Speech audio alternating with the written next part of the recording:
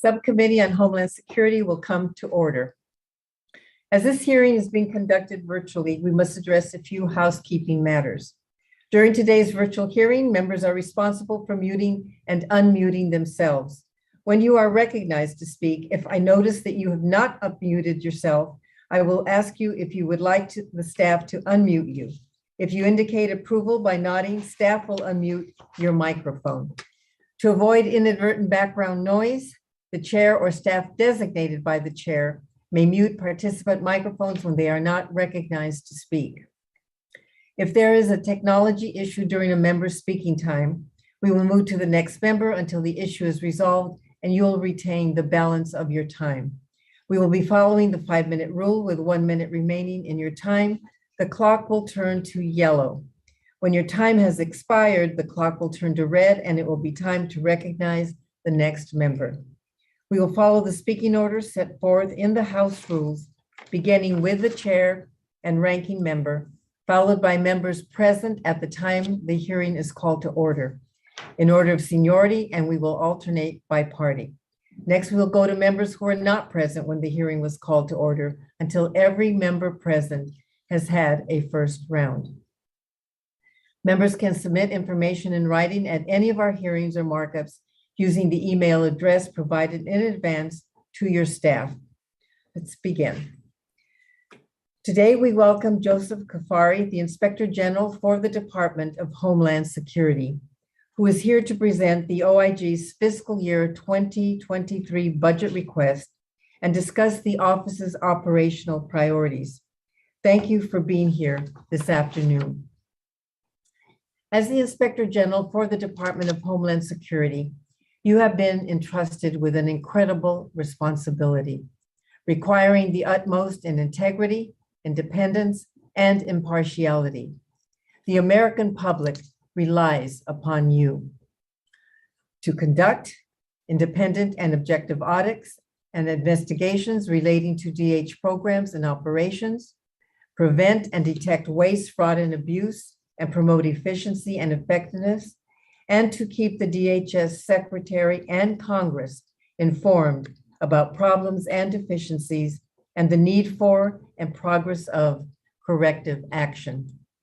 Your task is not easy, especially given the complexities of DHS missions, the political controversies surrounding some of DHS operations, particularly in the immigration enforcement area, and the evolving threat landscape requiring DHS preparedness and response, from hurricanes and wildfires to domestic terrorism and cybersecurity attacks.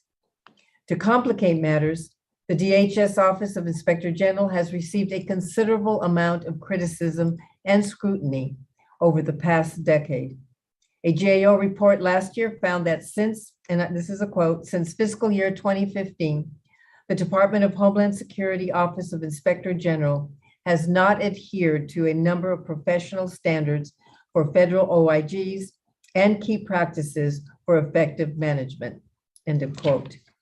In that report, GAO made 21 recommendations to address management and operational weaknesses related to performance management, quality assurance, reporting timeliness, and coordination with DHS, among others. Your office concurred with each of them. Earlier this year, we learned that a former IG pleaded guilty to theft of proprietary software and sensitive databases from the US government. And another former IG has been accused of watering down reports related to FEMA disaster response.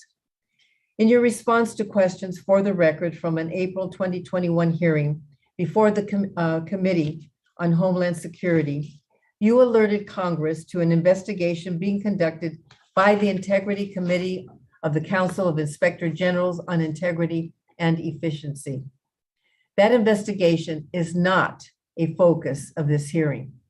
Instead, this hearing's purpose is to discuss your office's current operations and priorities, how you use your resources, and your progress in addressing long-standing challenges facing the OIG. I look forward to a good discussion between you and the members of this subcommittee.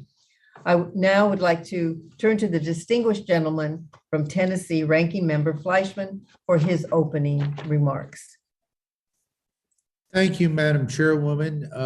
Chairwoman Roble-Allard, I want to thank you for this hearing and the hearing earlier today. We are in appropriations season, and for all involved on the call, I sincerely look forward to working with you and yours as we move forward this year. Welcome, Inspector General Kafari, and I thank you for joining us today as we examine the Office of Inspector General's initiatives and investments proposed for the coming fiscal year. First, I want to sincerely thank you and your team for the work the OIG does. It was good to visit with you last week. Please pass on our thanks to your workforce for their efforts. Independent oversight helps shine a bright light on areas for improvement and efficiency. However, recent dysfunction within the Office of Inspector General has been a worrisome distraction from the vital oversight work of your office.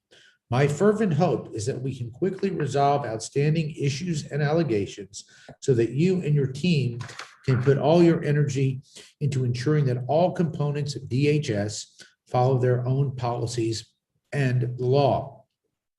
During the early days of the COVID-19 pandemic, billions of dollars were appropriated for the grant programs administered by the Federal Emergency Management Agency. The goal was to ease the economic burden on people who were struggling with lost wages and mitigate the worst impacts of job losses due to closures and lockdowns. Limited guardrails and safeguards in some of those programs enabled people with malicious intent to take advantage of massive sums spent to address the crisis. Sadly, several investigations are underway that involve stolen identity fraud schemes with the aim to steal money from taxpayers and those with legitimate needs, only to criminally enrich themselves. Those engaged in fraud must be held accountable for stealing from those who are in legitimate need of this assistance. I hope that your work continues to create powerful disincentives to those who wish to commit such fraud in the future. More broadly, OIG's office has been instrumental in investigating alleged fraud in the United States refugee programs and pointing out the weaknesses and susceptibility for fraud in other programs. But one of the most important jobs the OIG has is ensuring that the department adheres to its own policies, be that detention conditions, management and contracting conditions, or component financial controls. Record growth in the funding for the Department of Homeland Security means that there are more opportunities for a few bad actors to engage in fraud, waste, and abuse. Every dollar wasted is a dollar that isn't being used to strengthen our borders, process trade shipments, empower our economy, or defend against the next cyber attack. We know that most DHS employees uphold the values and ideals of the department, so audits and investigations by the OIG are also opportunities to showcase what is working well. I look forward to your testimony, sir, on OIG's fiscal 23 requirements that will enable us to further the work that you have begun. Madam Chair, I yield back. Inspector General Kafari, we will submit the full text of your official statement for the hearing record. Please begin your opening statement, which I would ask you keep to 5 minutes. Thank you, Madam Chair. Chairwoman Roble-Allard, Ranking Member Fleischman, members of the subcommittee, thank you for inviting me to testify about the DHS-IG's FY23 budget. I'm very proud to lead more than 750 professional career civil servants who provide independent oversight of the third largest cabinet agency. The successful performance of our mission requires employees with integrity, dedication, and a broad range of expertise. I'm grateful for this subcommittee support. Since my confirmation in July 2019, I have prioritized improving the efficiency and effectiveness of OIG operations. I reorganized our structure to better align our mission. I created dedicated offices for integrity and innovation and expanded our use of data analytics. We followed GAO's model practices to implement these changes. In July of last year, we finalized the comprehensive 5-year strategic plan. I'm pleased to report that our federal employee viewpoint scores that correspond with my tenure have shown significant improvement in every category, especially employee engagement. My staff's improved morale is reflected in our work. FY21, we issued 73 audits and inspection reports. So far in 22, we have issued 35 reports and have nearly 90 ongoing reviews. I also committed significant resources to our Office of Investigations. With an increased focus on high-impact cases, we have about 900 ongoing criminal cases that amount to hundreds of millions of dollars in potential fraud loss. In early 20, we developed and implemented an innovative virtual protocol, continued our unannounced inspections of ICE detention facilities despite the pandemic.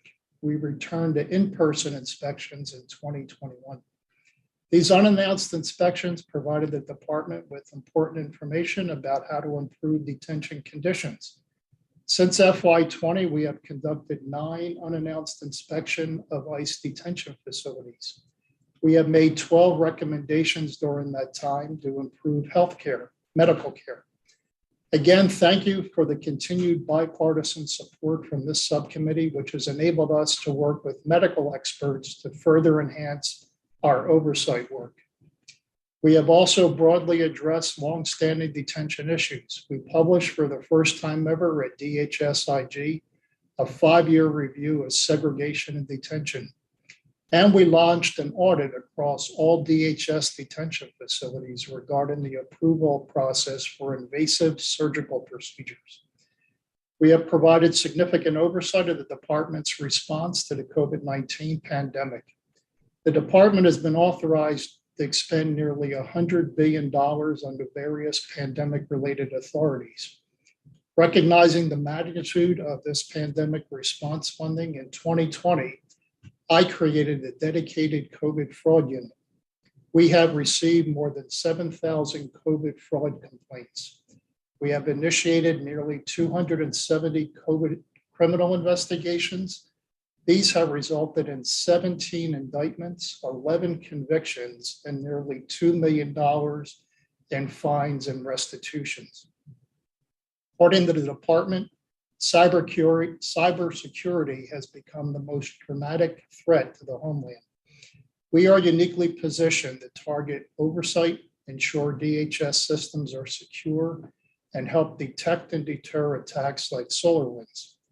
I prioritized and enhanced our cybersecurity oversight. FY21, we issued 9 reports with 37 recommendations to improve the department's cybersecurity posture.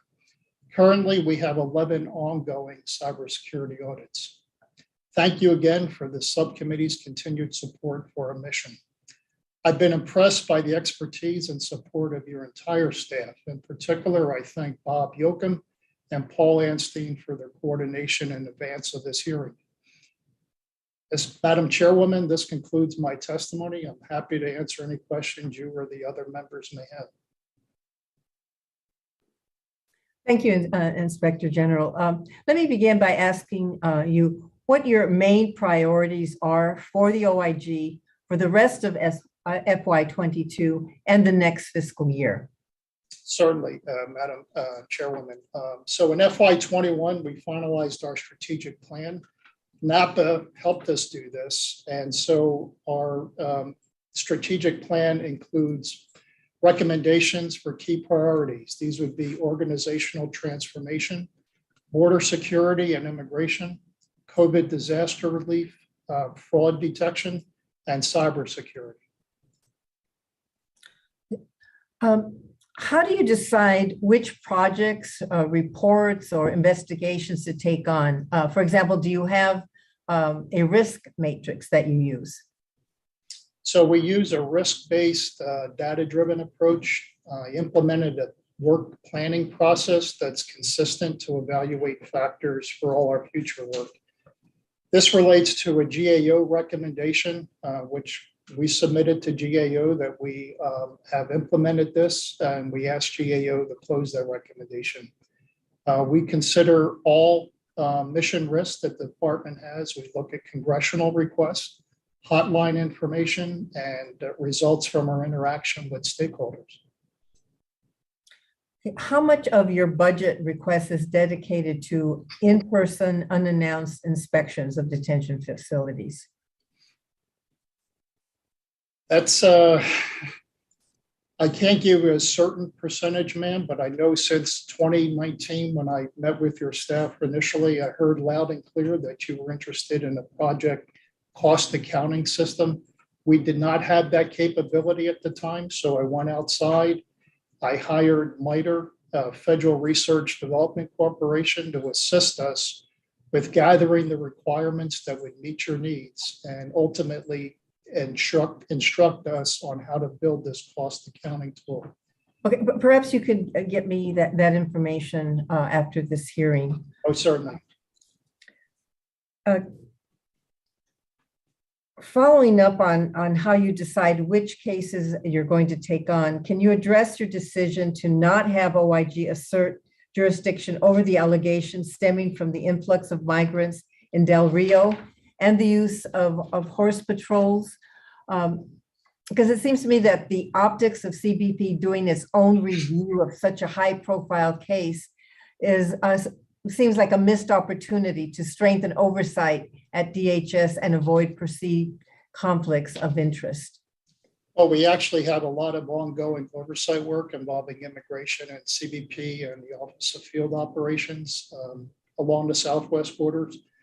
But in the case of the horseback patrol at Del Rio sector, we didn't decline to open an investigation. CBP followed proper procedures. They notified our Office of Investigations that this matter came to their attention. The matter that they conveyed to us did not involve any criminal misconduct, and therefore we didn't initiate a criminal investigation. CBP OPR, the Office of Professional Responsibility, opened an administrative investigation, which I believe is still ongoing. So pursuant to IG policy and DHS, CBP OPR, if they discover any evidence regarding criminality, they're mandated to report that to us, and then we will consider whether to pursue criminal allegations. Thus far, we haven't received any information indicating that there were any criminal allegations. I know that you requested an additional $8.9 million that was not included in the president's budget request. If we were to fund that, how would the OIG spend that increase? Yes, ma'am. It's broken down primarily into 5 buckets. IT audits is at $2.5 million, $1 million for pandemic-related investigations, 1.3 for border investigations, 2.9 for our Office of Innovation and our cyber data analytics unit, and 1.2 to help us reconfigure our current existing workspaces. I'm going to move on to the ranking member, Mr. Fleischman. Thank you again, Madam Chair. I want to talk with you today, sir, about a very important subject that's been brought to my attention. The OIG inspectors recently conducted a no-notice visit to an ICE facility in Torrance County, New Mexico, and subsequently issued a management alert calling for detainees to be removed from the facility. Instead of accepting the findings of the OIG, which is normally what happens, this is critically important, ICE disputed the findings of the report, saying, quote, "We have serious concerns about the accuracy and integrity of this report," unquote. This is a very pretty strident rebuke of OIG's work from a component. In the report, there is a photo of a detainee filling a cup with water from a mop sink, the implication of which is that the facility did not provide ample potable water. The report labels the photos, and I quote, "broken sinks in facility housing units, as well as water fountains restricted from use due to COVID-19 resulted in detainees obtaining their drinking water from a communal area faucet intended for filling mop buckets, unquote. Yet, video footage from the Torrance facility shows the OIG inspector urging a detainee to pose for that photo. Once the photo was taken, the detainee dumped out his water. The video shows that he did not use this sink for drinking, but that's not the impression the report gives us. This is troubling to me. I've got some questions. I'll ask maybe the first three, and then there's two more. How do you respond to the allegation that the photo was clearly staged? Doesn't that call into question the validity of the management alert? Second, are you working with ICE to review additional video footage taken during the no-notice inspection? Third, what responsibilities do OIG inspectors have to ensure their published reports are of the highest integrity? What is the mechanism to ensure the inspection teams are held to the highest standards? And then I'll hold off for my other two while you respond, sir. Thank you, Ranking Member, and it's great to see you again. We conducted the no-notice inspection at the Torrance facility after the Nakamoto, which is an independent company under contract with ICE, found significant shortfalls, unsanitary conditions, and critical staffing shortages at that facility about a year ago in the summer of 21. We call balls and strikes. So I stand by our report. We gave the department an opportunity to review a draft, and they submitted the comments as you suggested. We modified to the extent that it was warranted our management alert, and we ultimately issued a management alert. The management alert actually found that there were urgent issues that posed health and safety concerns for the migrants who were housed there, and there were critical understaffing of across the board, prevented the facility from meeting its contractual requirements that ensured detainees reside in a safe and secure environment. Regarding the use of the mop bucket sink, the photo was not staged. I want to get that out of everyone's mind. It was a recreation of what our inspectors saw moments prior to our inspectors asking the detainee to recreate what our inspectors had just seen. We got footage, as you suggested, from the facility that lays out that it was not a staged event, that in fact there was a recreation. In all due respect, Mr. Inspector General, a recreation, your words, is, and in my words, a staging, a restaging. We can only, as lawyers, go by the real evidence that we see.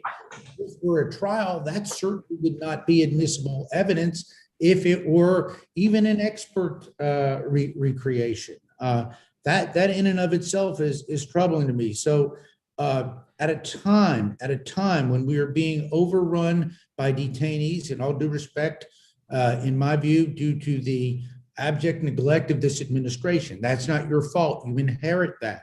But as we look at these facilities, we've got to ensure that any criticisms, and we don't want to overlook real problems, are truthful, sir. I mean, the truth to me is the most important thing. And I'll just follow up with my final question. In your opinion, what could the OIG have done differently, if anything, and what have you learned from this experience? Sir, just if you would allow me to just comment, in addition to the photos and the videos that substantiate our findings, we also have testimonial information from the detainees to supplement that. The question regarding what we can do, we could, and we are going to implement, taking from stop to start a video of our entire interactions when we go and do unannounced inspections. This way, there's no doubt. Yes, sir. Well, while I respectfully disagree with your conclusions, I thank you for your honesty and candidacy about how you view the situation. We just have differing opinions on that. With that, Madam Chair, I will yield back and thank you, sir, for your answers. Thank you, sir. Mr. Cuellar. Thank you, Madam Chair, for having this meeting. And Doctor, it's a pleasure having you before us. Let me ask you, back in 2010, I passed the legislation to modernize the performance results legislation that President Clinton and Al Gore had set up in the 90s. And I see that back on July of 2021, you finalized the comprehensive strategic plan. And I appreciate talking to you at a later time without taking too much time today to talk about if you have any ideas on any changes or suggestions for specific strategies or performance indicators for the Homeland, because sometimes I think agencies measure activity and don't measure results. So this will take a lot more longer, but I'd love to spend time with you and your folks later on this strategic plan, number one. Number two, my question has to do with the Joint Task Force. Back in 2014, when we saw one of the first major surges under President Obama, then Secretary Jay Johnson did a good thing where he said, let's try to put all the agencies to work together on this surge. So he set up different joint task forces. And the whole purpose of that was to manage border migration influxes. And he wanted to get all the agencies working together under Homeland. Great idea under Secretary Jay Johnson. Then just recently, as you know, back in September 30, 2020, your department did a report, OIG did a report that the department was not maintaining oversight over this joint task force, and we're not updating policies, et cetera, et cetera. And then without notifying Congress, and keep in mind that this joint task force, this unity of efforts set up by Secretary Johnson and authorized by public law, established by law, the department on their own deactivated 2 of the 3 joint task force, including the one in South Texas or in the southern part of the country. Under this last appropriations, we asked the department to, one, respond to your findings, number one, and number two, to reactivate those joint task force again. So I'd like to get your thoughts on, this plan for restoring the joint task force, especially the West one that affects everything we're seeing on the southern part of the United States, and whether they have responded to your findings of September 30th of 2020. Well, thank you, member. It's great to visit with you again. As you know, I was down in the southwest border in Rio Grande Valley and Laredo. Last year, I just came back from visiting the southwest border, those 2 cities again a few weeks ago. We have some ongoing work looking at CBP's sectors along the southwest border to ensure, to determine whether there's consistency in operations and policies, if they're following those. Regarding the joint task force presentations, I'm not able, in my role as the Inspector General, to actually comment on departmental operations. That would be for the Secretary and for his senior staff to have some engagement with you on. Well, on the activation, but on your findings for the that y'all did? Sir, I'm going to have to get back to you on the actual recommendations and then where they are on implementing our recommendations and the findings. Okay. Well, my time's almost up, so I would like to follow up on the performance measures, and I appreciate your work on the strategic plan, number one. Number two, on the recommendations that you all found on the joint task force and where they are, if you can follow up not only with me but with the whole committee and the staff also. So Yes, sir. thank you for the work, and we appreciate what you did in Arizona also. Thank you, sir. Thank you, Madam Chair. Mr. Rutherford. Thank you, Madam Chair, and thank you, Inspector General, for being here this morning. Good to see you again. The other day, we had some discussion about the COVID fraud that we've heard so much publicly about, and I'd like to ask. There were billions of dollars in COVID relief funding that was sent to several programs, including FEMA's unemployment insurance program and the COVID funeral benefit program. I've seen reports, as I said, that billions of dollars have been defrauded from various other COVID relief programs across the government. Three quick questions. Number one, how many complaints or tips have you received about possible fraud? So how big is the scope? And secondly, how many cases have you opened to look at for COVID fraud? And then finally, how much have you recovered so far? Because I think it's important that the public knows that, the government is not just walking away from this fraud. Thank you, sir. So as you know, the department received about $100 billion under various pandemic-related programs, and we received about $3 million to conduct oversight of those funds. In January of 2020, since January 2020, we've received about 7,000 COVID fraud complaints, and we have actually initiated 267 criminal investigations. What we're finding is that many individuals, we've identified about hundreds of millions of dollars in potential loss. I created a dedicated COVID fraud unit to investigate these matters starting in March of 2020. We're using data analytics, and we are working with our partners in other IG offices and with the U.S. attorney's offices and state prosecutors to target these individuals and bring them to justice. Thank you. And with these complaints and tips that are coming in from all across America, I imagine that, you're investigating 257,000. That's a pretty big universe.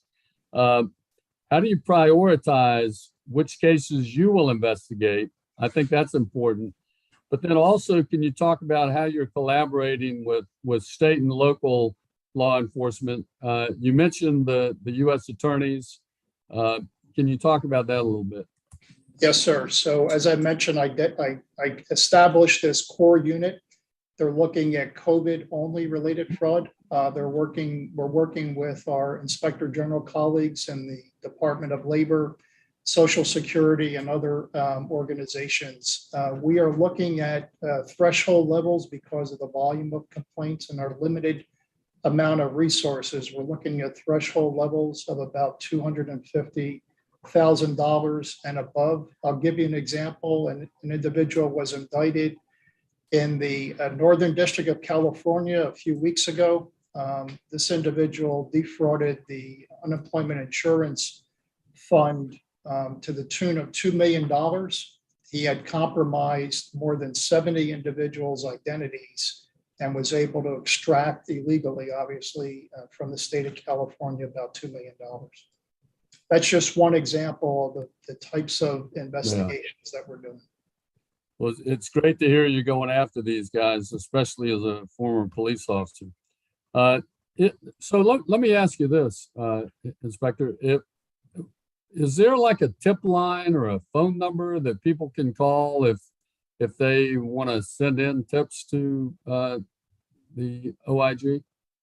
Yes, sir. They can call our fraud hotline here in Washington, D.C. We also have a national disaster fraud hotline in the state of Louisiana, co-located with LSU University. It's and I can give the website. If somebody can find it for me, we can give it out. Okay. We'll get it to the committee for you to have your availability. Yeah, let me close with, this round with this question. You mentioned the limited funds that you have, so I'm curious, what what funding do you think you need going into the 23 budget to help continue the effort that you have out there so far? Just relating to COVID fraud, my COVID unit right now consists of about 17 to 18 rehired annuitants. I'd like Is that enough? No, sir. I'd like to expand that to 40. We are spread throughout the continental United States and various cities that have the preponderance of the fraud occurring. My request would be if the committee could support an increase to our appropriations of about $14 million. That would cover the increase and allow for obviously additional criminal investigations to occur. Okay, with that, my time is up. And Madam Chair, I would suggest that we heed his request on this 14 million because it will actually bring dollars back that have been stolen in fraud. So thank you very much, Inspector General. I yield back. Thank you. Mr. Rupersberger? Okay. First thing, I think the Inspector General position is very important to the checks and balances of our country, just like we're doing that as members of Congress and holding people accountable. And, you know, in order to have an effective Inspector General, you must, you know, have some investigative experience, but you must have a reputation for integrity. And so far, here you have integrity, and that's an important part. My question is, recently I read about 9 immigrants at the Imperial Regional Detention Facility in California who filed a civil rights complaint against the department. They are alleging unsafe living conditions, specifically hazardous air, dust, mold, and drinking water contamination. One detainee who has been in custody for over 3 years stated, quote, "We are breathing in sewage and manure fumes constantly due to the non-function air ventilation systems." Now, I know in December 2020, your office released a 34-page report identifying violations of ICE detention standards, highlighting the poor conditions that endanger the health and safety of detainees. My questions, first, I know the story I mentioned is still developing, but do you know if there are any veracity to the claims I listed? And the second question would be, in your opinion, have detention conditions generally improved since that report? Lastly, I'm seeking to figure out what the OIG's criteria is for choosing which ICE facilities to do unannounced inspections. What is your system to do that? And do you have enough manpower to do the cases that you need to do? And how do you decide the priority of which cases you're going to take? Thank you for the questions.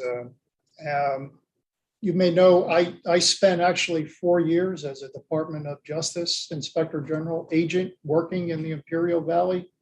This was during the period of time when the Immigration Service was still within the Department of Justice. I'm very familiar with the new facility, which the report was based on in December of 20. A year later, December of 21, my senior staff and I actually toured the new facility, and we determined that the conditions at the time of our one-day visit there were appropriate.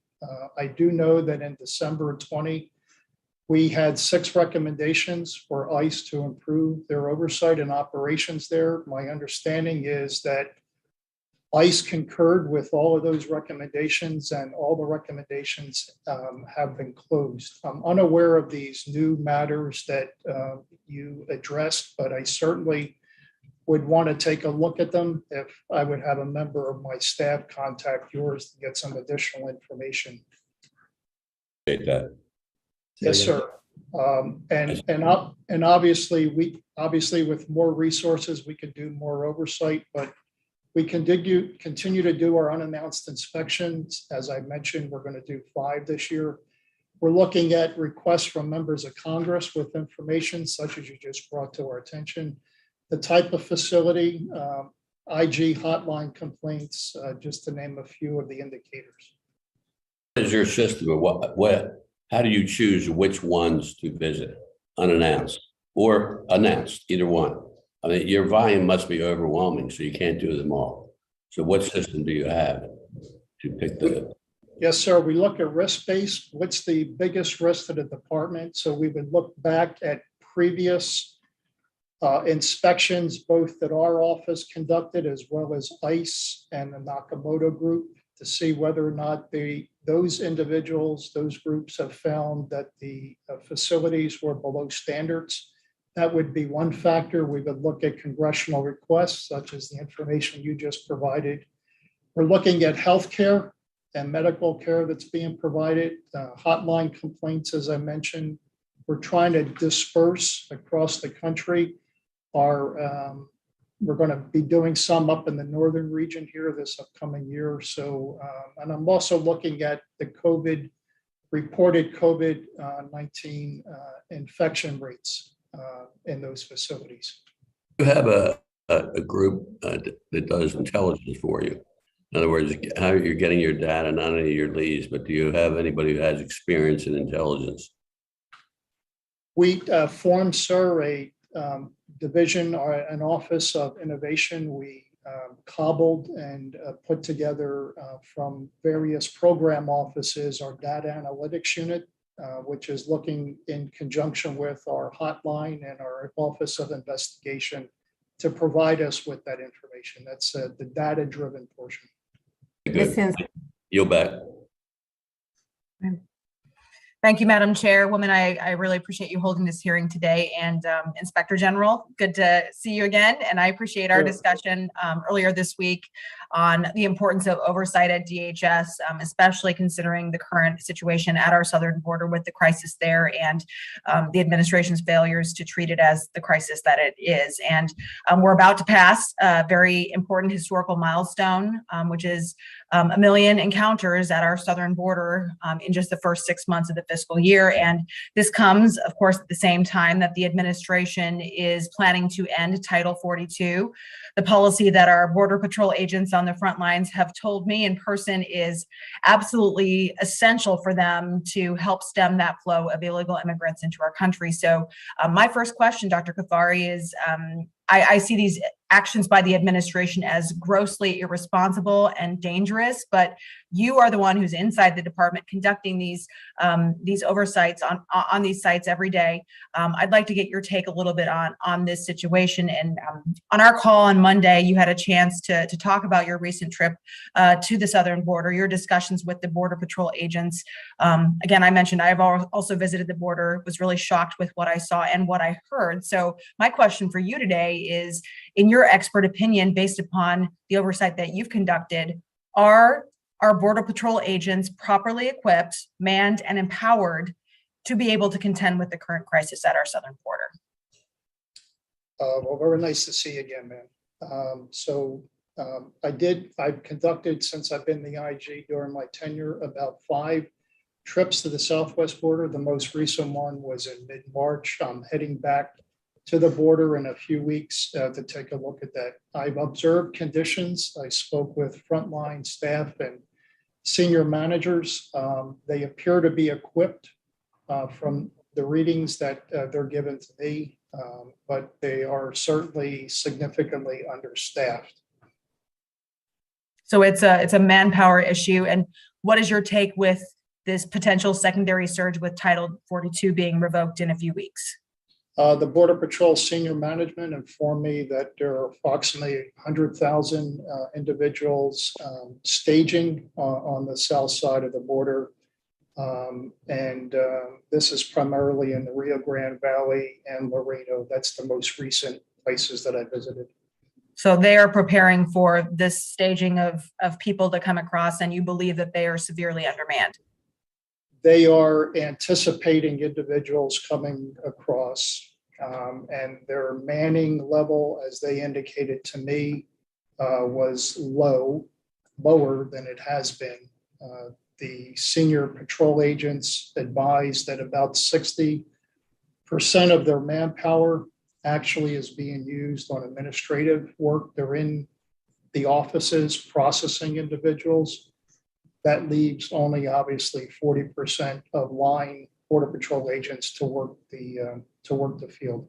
Right. I would definitely call that a security issue for our country. And I want to follow up on something else too that we've heard some concerning reports about, that there are some plans by the administration to move medical personnel from the U.S. Department of Veterans Affairs to the border to help provide medical services to illegal immigrants coming across our border. I think this is an outrageous idea because, I mean, I'm hearing from the veterans in my district and they're already waiting for backlogged care. And I'm appalled that this would be even considered by the administration. But have you heard of these reports?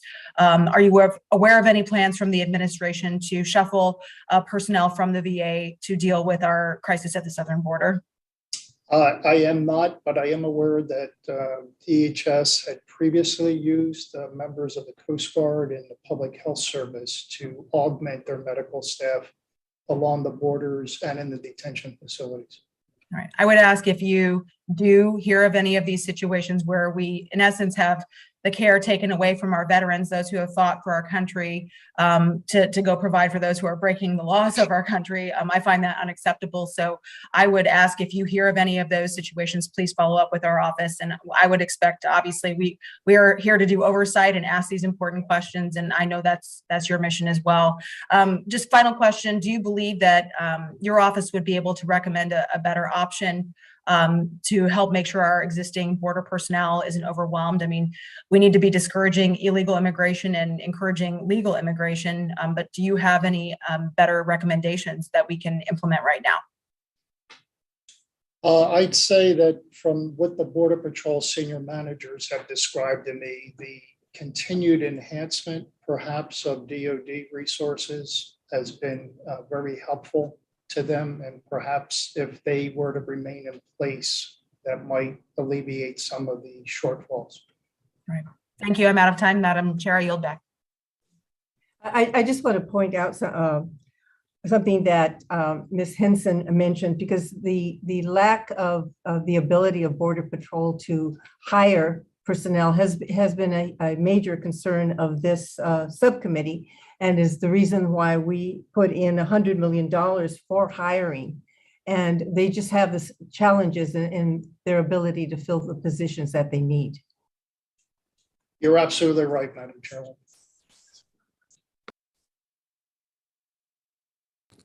Ms. Underwood. Thank you, Madam Chair, and thank you for calling today's hearing. One of the OIG's core oversight mission areas is ensuring resilient response to disasters. We can't be truly resilient unless our approach to disaster response is equitable. And this is something that's often missing from the emergency management conversation. That needs to change. 40% of Americans already live in counties hit by climate disasters in 2021, and that will only increase as the climate crisis accelerates. And we know that marginalized communities are disproportionately affected by climate change and natural disasters. In November 2020, FEMA National Advisory Council produced a report detailing how the agency systematically fails to distribute resources equitably. The council stated, quote, FEMA does not meet the equity requirements of the Stafford Act. This report also provided recommendations that would make equity the foundation of FEMA's financial assistance relief going forward. So I'm curious to know more about how the OIG approaches these issues. How does the OIG currently seek out, measure, and evaluate equity in the context of your work at FEMA? Well, nice to meet you, ma'am. Nice to see you too. I start off, I have a very good working relationship with both the FEMA administrator as well as the new deputy administrator. We just had a conference call last week. We got a lot of audits and inspection work in the FEMA space. Our work shows that what happens is FEMA frequently is getting large sums of money to assist in these qualified individual assistance for disaster relief, but there doesn't seem to be any resources provided in that funding for FEMA to administer these additional programs. So they're basically taking these oncoming new roles out of hide. So our work in Puerto Rico is a good example. A few years ago, FEMA was unable to deliver just a basic necessity in emergency assistance for water. So, Mr. Kafari, that actually was not my question. My question was about equity in allocating the resources and doing FEMA's emergency response work. Certainly. So I mentioned we have numerous reviews. One of those reviews is the ongoing equity audit that's being conducted in our Office of Audit. We have an ongoing project right now that's not completed, but I certainly would want to share that with you and the rest of the members of the committee once it's done. And that equity audit, is that explicitly including FEMA? Yes. Okay. Last September, FEMA announced its new agency-wide definition for equity to make programs more accessible for vulnerable populations. Quote, the consistent and systematic, fair, just, and impartial treatment of all individuals. Now, I'm encouraged by this effort, but certainly it will be a big undertaking. How does OIG plan to hold FEMA accountable for meeting that new definition of equity? Well, we would take a look, obviously, in this ongoing audit of equity to see what their definition is and see whether or not they're implementing it appropriately and consistently across the entire organization. And when do you expect that audit to be complete? I actually don't know. I can't give you a certain date. That they're still in field work. So it's normally about a 6 to 8 month project. So that would extend beyond the current fiscal year? It potentially could. I would be able to get back to you and to the subcommittee within the next day on where they are in their on their audit. Thank you. It's possible we could be done by the end of this fiscal year. Okay. The OIG has a critical role to play in promoting more equitable policies department-wide. OIG's website states that its vision is to drive transformative change to improve DHS programs and operations and promote a safer homeland. How does OIG plan to use its work to focus more attention on equity and disaster recovery, both at FEMA and department-wide? Well, this is just one example of an ongoing audit. We can take a look at other offices within the department. There's, as you know, 24 various components, and we would certainly factor that into our ongoing work. Well, I would certainly encourage you to do so, sir. You know, we've seen the president issue his executive order, and, you know, everything from the budget coming down from the administration has certainly centered equity. And so we hope that in your work and under your leadership in the Inspector General's office, you would in turn make this a priority. We look forward to hearing more about your findings. Thank you so much, and I yield back. Thank you. Okay, that completes the first round. So we have time. We're going to do a second round. In June of 2004, the Secretary of Homeland Security issued Management Directive 810.1 outlining the roles and responsibilities of DHS OIG. This document requires DHS components to refer all allegations of serious and criminal misconduct to the OIG, which has the right to assert exclusive jurisdiction over any case it chooses. The directive also requires the OIG to respond to components within 5 business days regarding its decision whether or not to investigate referred allegations.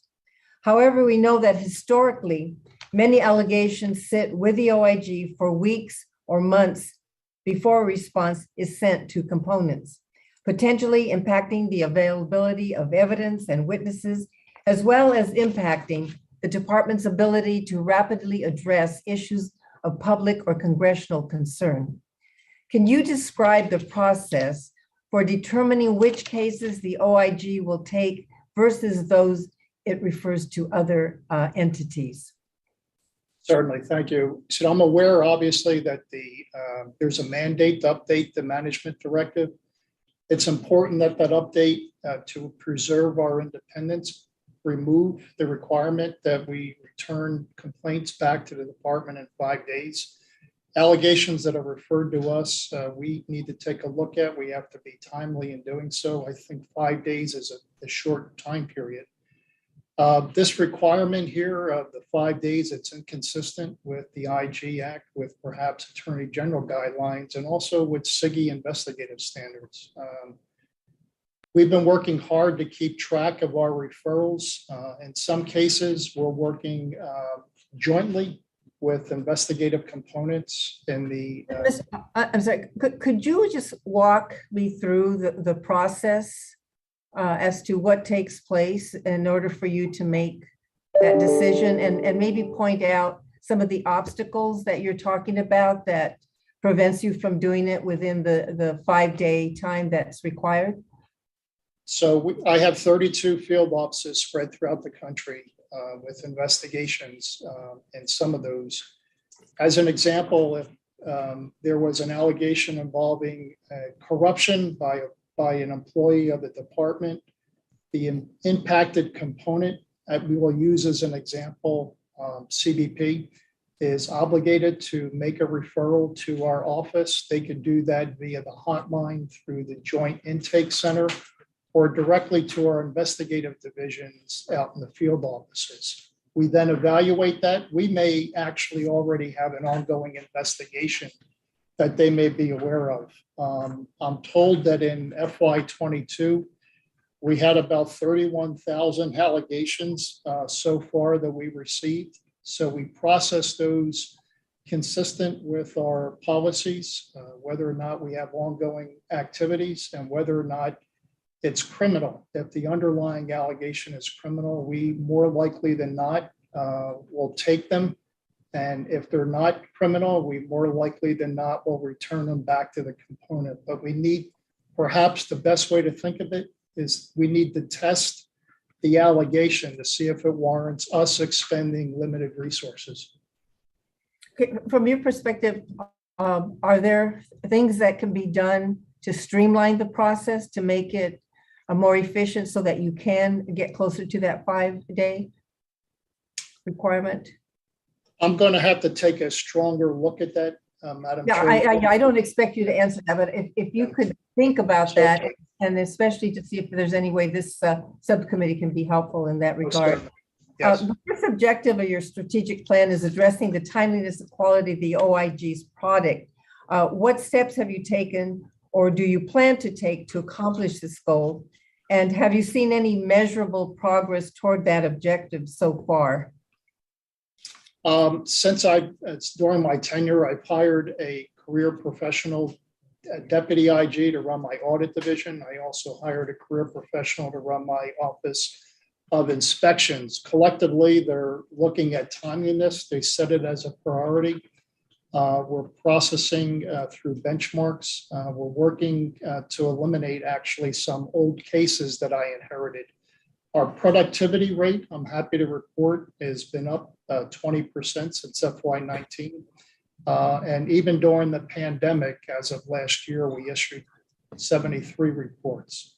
Do you have data that you could share with the subcommittee on that? Yes. And I just finally, one follow-up. In recent years, some high-profile OIG investigations have taken months or years to complete, which can delay the department's ability to fully address vulnerabilities ranging from detention conditions to public corruption. For those who may be victims and families of victims, delayed justice can often be denied justice. Have you been satisfied with the OIG's pace of completing these investigations?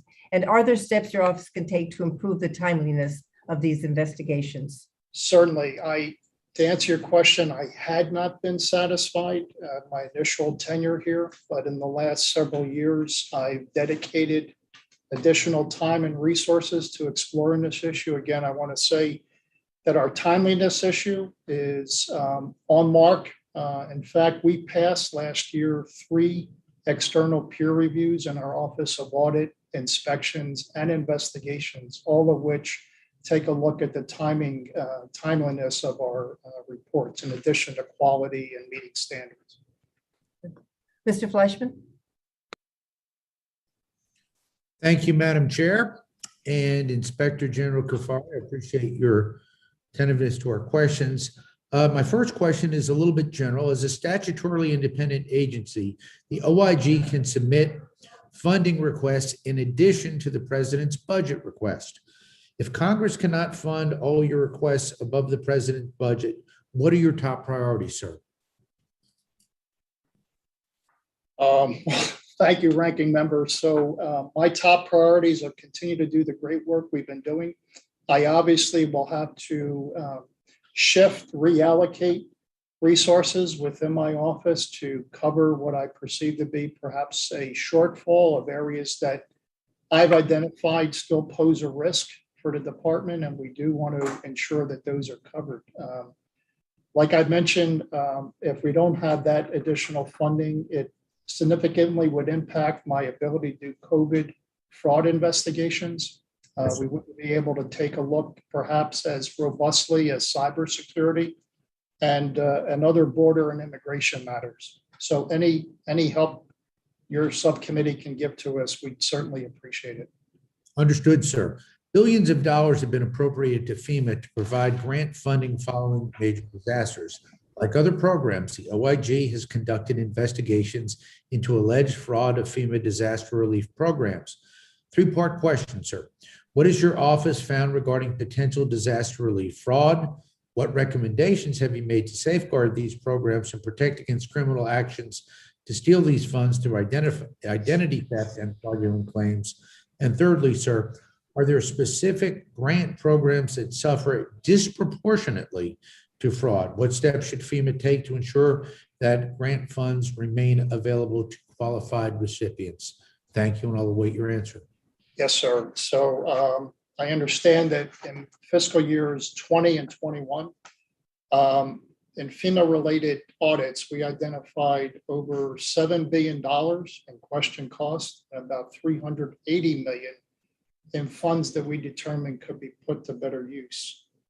Much of these questionable costs related to not following federal procurement regulations, insufficient supporting documentation, and reliance on self-certifications. We currently have right now 21 FEMA-related audits that are ongoing, involving a wide variety of issues. Very well. Well, thank you for your answers. And with that, in the interest of time, Madam Chair, I will yield back. And again, General, thank you so much for your answers to our questions, sir. Wish you well. Thank you, sir. Mr. Ruppersberger. Okay, thank you. Well, the cybersecurity mission at the department is rapidly growing. And of course, we need to do that, especially for domestic cyber attacks. The Cybersecurity and Infrastructure Security Agency, CISA, has grown over $1 billion in annual appropriations since I've been back on this subcommittee, and that was 2015. At the same time, the cybersecurity threats to our nation continue to grow, and CISA is our main domestic entity for coordination and collaboration with the private sector, where most of the vulnerabilities lie. I've seen some of the past work you have done with CISA on improving information sharing, taking a look at the continuous diagnostics and mitigation, that's called CDM program, and on dam security. Can you talk about how your office approached oversight with CISA, and how has that changed, if at all, since your confirmation in 2019, as CISA has continued to mature as an organization? Well, thank you, sir. You may know my undergraduate degree is actually in management information systems, so cybersecurity is near and dear to my heart. CISA, as you know, plays a vital role in securing policies both in the public and private sector. However, CISA doesn't have the internal requirement to ensure that DHS follows these policies. So my office, as the independent office of the IG, performs that compliance function. We have a cybersecurity lab. We're attempting to penetrate systems to find weaknesses and vulnerabilities through these programs. I'm trying to ensure that the smallest number of people possible have blanket access or keys to DHS systems. This certainly is a great vulnerability. And I want to make sure that the DHS IT systems are patched. Okay. Now, Congress continues to double down on supporting CISA, and we need to do that. With large year-over-year increases in their appropriations and emergency appropriations when applicable, I commend the chairwoman and leadership on the full committee and members of the committee, and of course, the professional staff for their hard work on this. Now, given your independence as the IG, besides increased resources, how can Congress ensure that CISA continues to be successful? And how do you assess the department's approach to the management of CISA? We would just ask that you allow us to be your oversight body, as you do for the department, and for us to ensure that CISA performs the full scope of their authorities. This would include oversight of critical infrastructure, whether it's dams or the energy sector. And as I mentioned, it's both an internal to the department, across the government, and also to the public. Right now, I've spent most of my career, and I'm coming up to 20 years. Didn't intend to stay that long, but here I am. I was representing NSA. So I've done a lot of work, and I was also ranking member of the Intelligence Committee. So I have spent a lot of work with NSA, time with NSA. As you know, NSA has no jurisdiction in the United States. But notwithstanding that, do you call on NSA and their expertise, as long as within the law, to help you in some of the things that you're doing in your oversight capacity? Yes, sir. So I have a very good working relationship, obviously, with my colleague, Rob Storch, who's the NSA Inspector General. Our office, his office of audit, and our office of audit currently has an ongoing audit looking at CISA and other cybersecurity related matters. It's ongoing. We would certainly be happy to share it with the subcommittee at its conclusion. Well, we just, CISA has a ways to go, but they've done a good job with what they have. And there's a lot of money being put into CISA.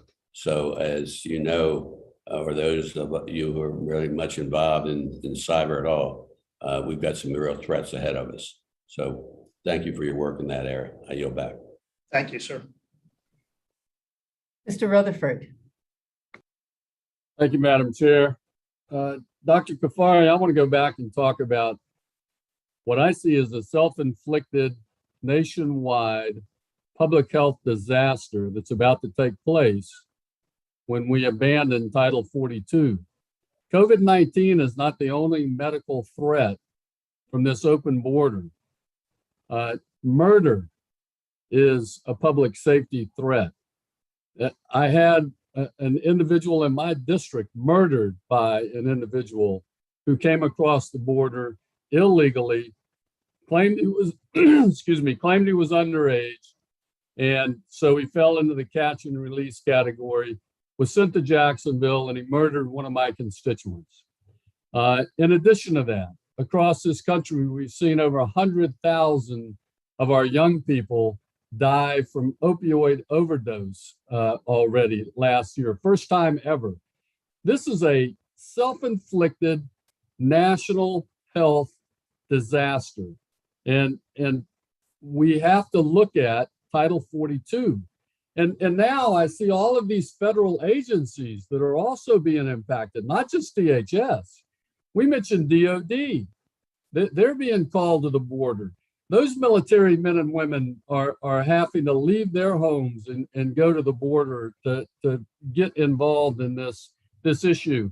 VA is, my good friend, Ms. Henson brought up earlier. The VA sending doctors down to address these folks.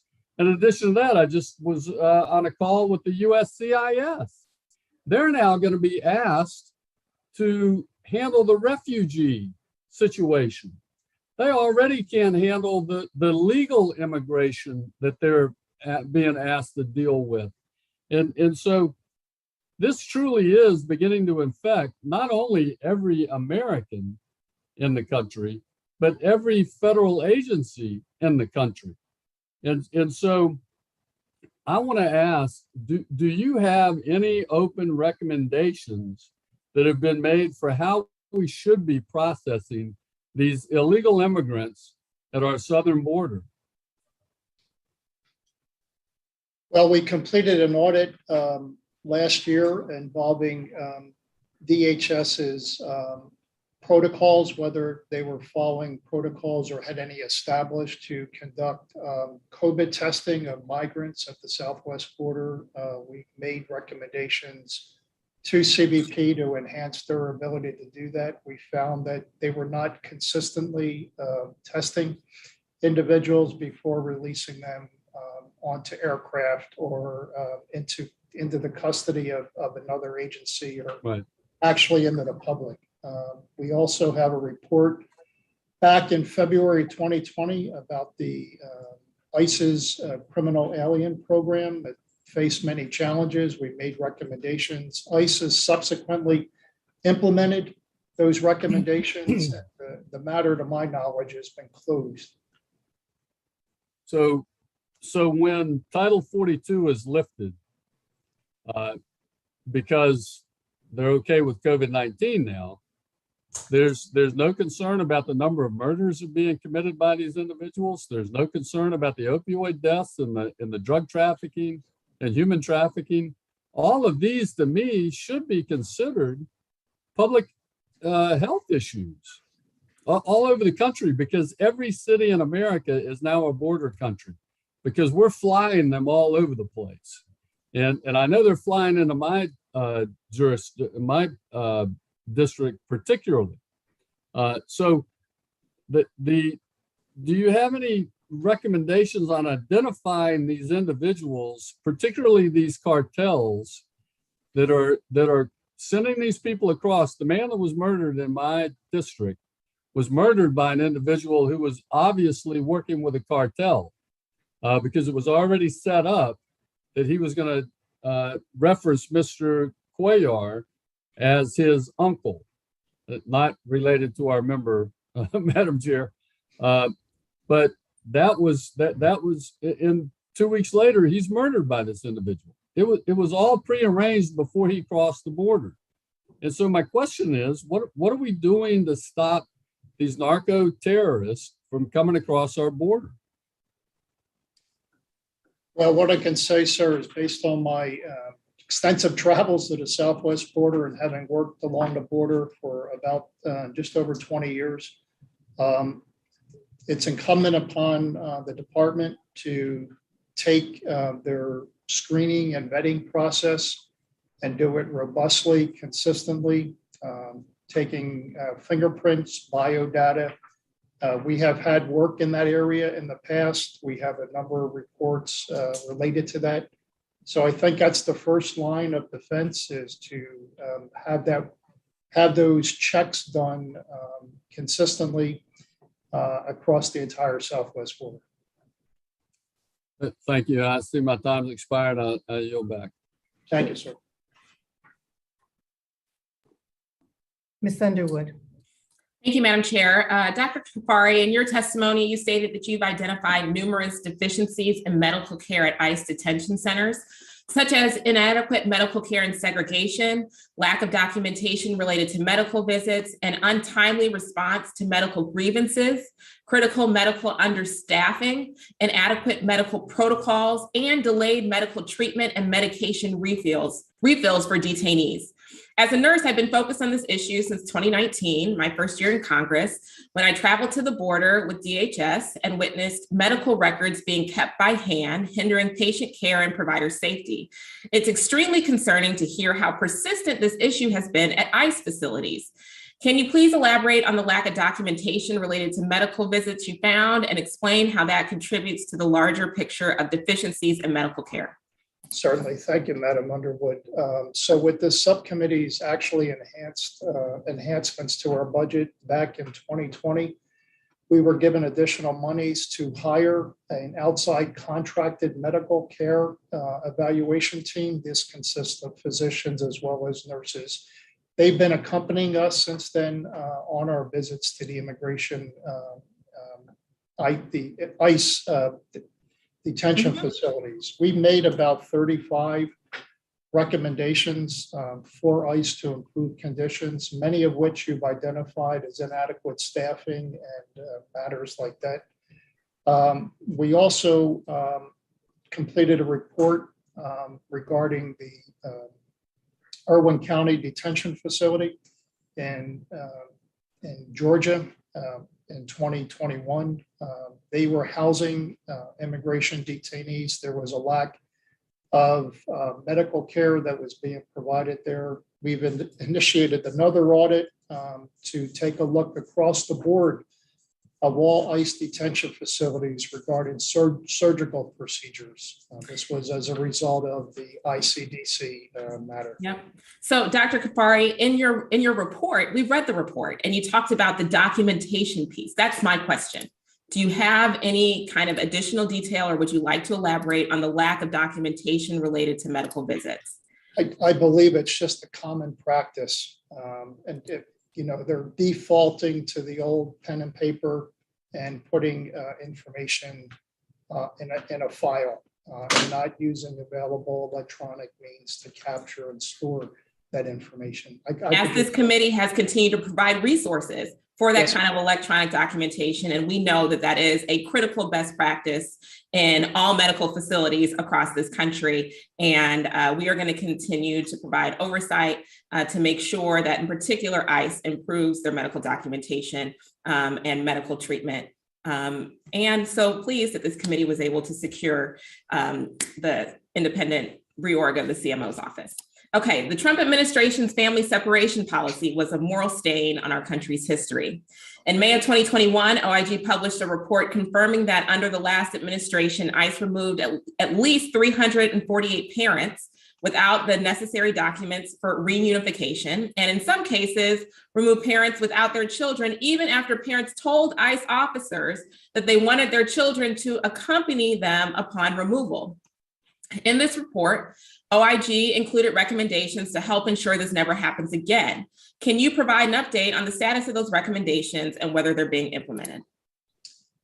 I don't have that available right at the moment. What I can say is we're doing an audit.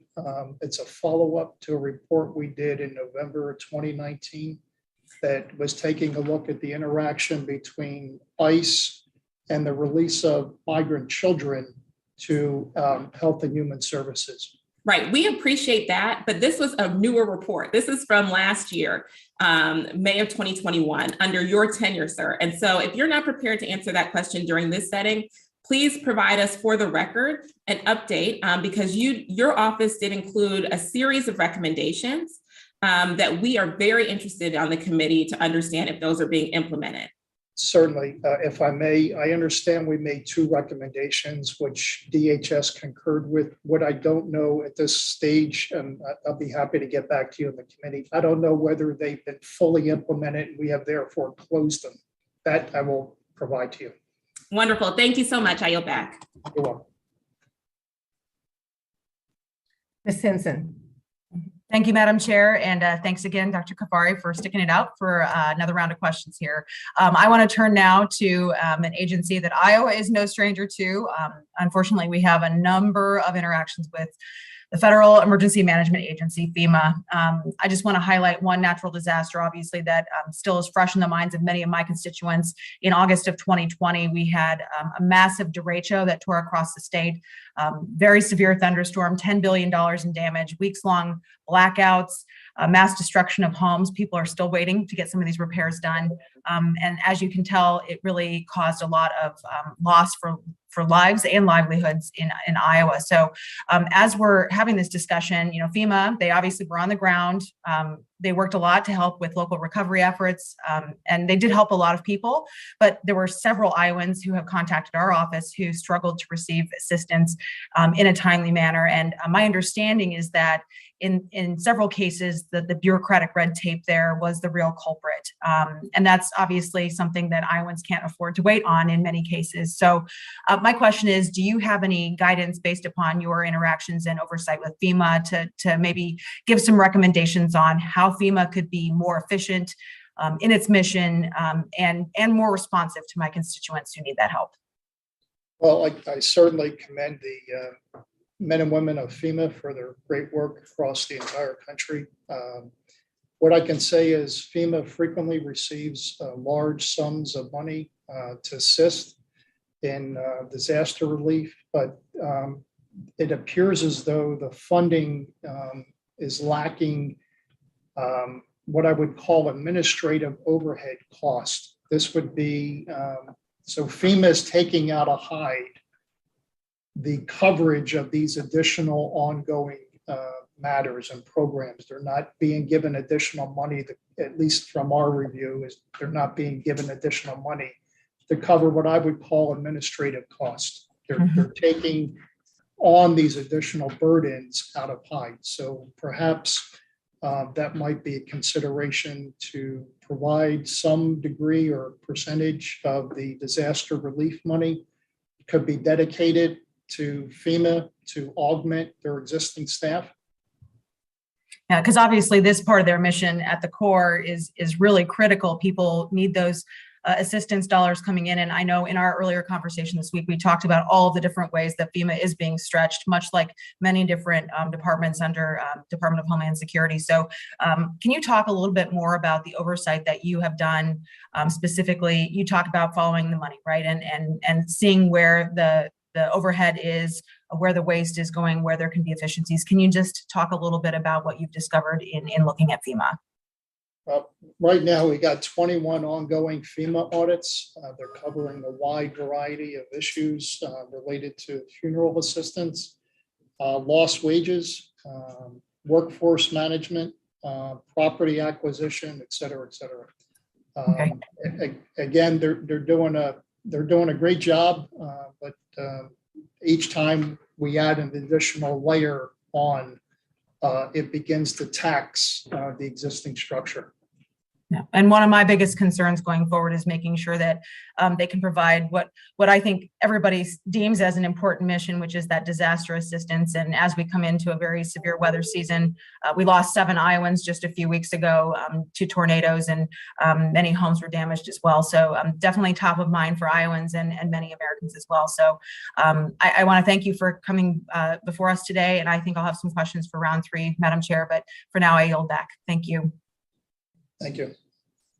Okay, I believe that we are now ready to go into round 3. And I believe, Ms. Henson, you're the one that has requested, you have additional questions. But before I turn it over to you, I do just want to make one comment. And that is that I agree with Mr. Rutherford 100% that we need to do everything we can to stop those at the border who want to do us harm. However, I do get a little bit concerned when we put everyone into that same basket. A large percentage of those who are coming to our border from countries where they are escaping, rapes and murders and gangs and all the things that we've heard about actually come to our borders and turn themselves in. And also when it comes to illicit drugs, drug trafficking, human trafficking, the majority of that actually takes place at our ports of entry. And that is why this subcommittee has done as much as it possibly can to address and support what's happening down at our ports of entry, and to provide Border Patrol and others with the resources they need to address these issues. So I just want to bring that point, because I think it's concerning to throw every group of immigrant who wants to come into this country and portray them as unintentionally, perhaps, but as murderers, drug traffickers, when in fact that's not the case. There's several different groups of people who want to come to this country for different reasons. And as I said, the majority coming from the Latin America are actually turning themselves in. And the majority of our drugs are coming through our ports of entry.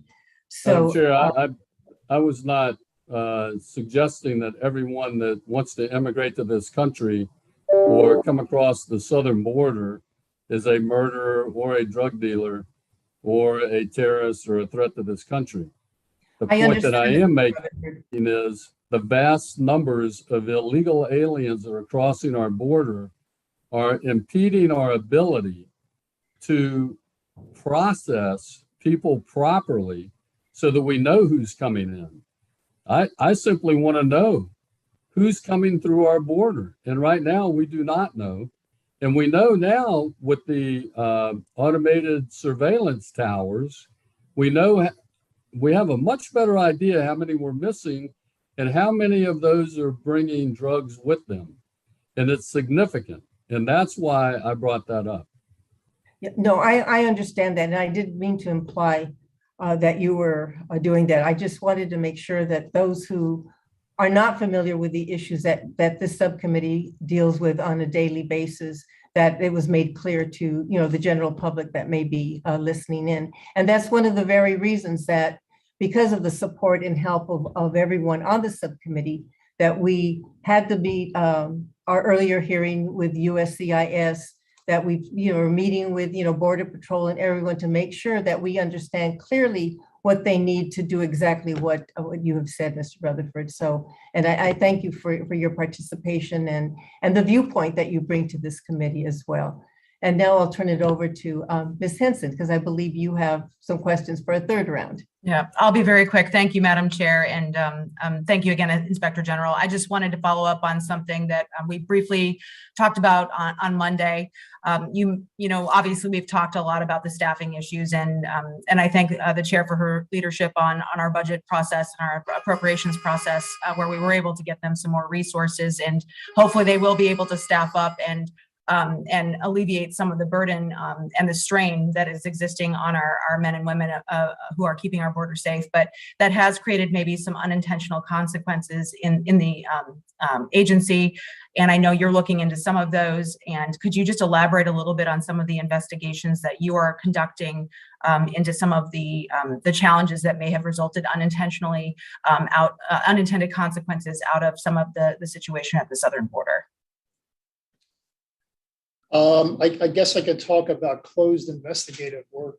We have a series of investigations that have closed involving public corruption of officials, either Border Patrol agents or inspectors at the ports. These sadly tarnish unnecessarily so the great work of the other CBP employees.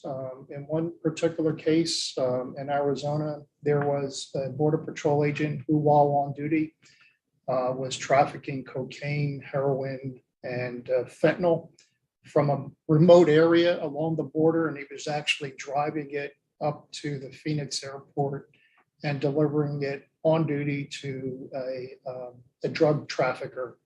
He's coming up for trial here in September or the summer of 2022. Again, these are issues that rise. The department is a large organization. It's composed of humans, obviously. Some humans, unfortunately, do bad things, and again, unfortunately, it tarnishes the reputation. In some cases, Border Patrol agents come and approach our offices to talk about individuals who are drug traffickers or human smugglers who are trying to bribe them. So the agents self-report and then work with us to target and then obviously investigate and ultimately indict the bad folks. Yeah, and absolutely, we want to make sure that we're holding those people accountable, while at the same time, supporting the people who are doing the job and putting their lives on the line every single day. How can I ask? Do you know how you were hearing about are they colleagues that are coming forward in a whistleblower fashion to report? Is the culture there where people feel comfortable to do that and come up the food chain and out those who may be breaking the law? You talked about self-reporting for people who obviously have been approached themselves, but what about the whistleblower aspect of the job? Well, the department, we are actually the managers for the department's whistleblower program. So we have a very robust team of highly skilled, dedicated career attorneys who are on that mission. We have a whistleblower coordinator whose role it is to provide training across the entire department. This individual is actually also going to embark on a pilot project to start an alternative dispute resolution process within our whistleblower program. In the interest of time, I will go ahead and follow up offline, but thank you again, Inspector General, and thank you, Madam Chair, for the extra time for questions. I appreciate it. Thank you. Thank you. Mr. Fleischman, did you or Mr. Rutherford have any additional questions? No, Madam Chair, I believe they've called votes. Just want to thank the general for his testimony today and look forward to working with you as the chair and he in his capacity and with our wonderful subcommittee. Thank you. Thank you, sir. If there are no more questions, we'll conclude today's hearing. Inspector General Kafari, thank you so very much for your time and for helping us think through the challenges that you are facing. The Subcommittee on Homeland Security stands adjourned. Thank you, Madam Chair. Have a good day.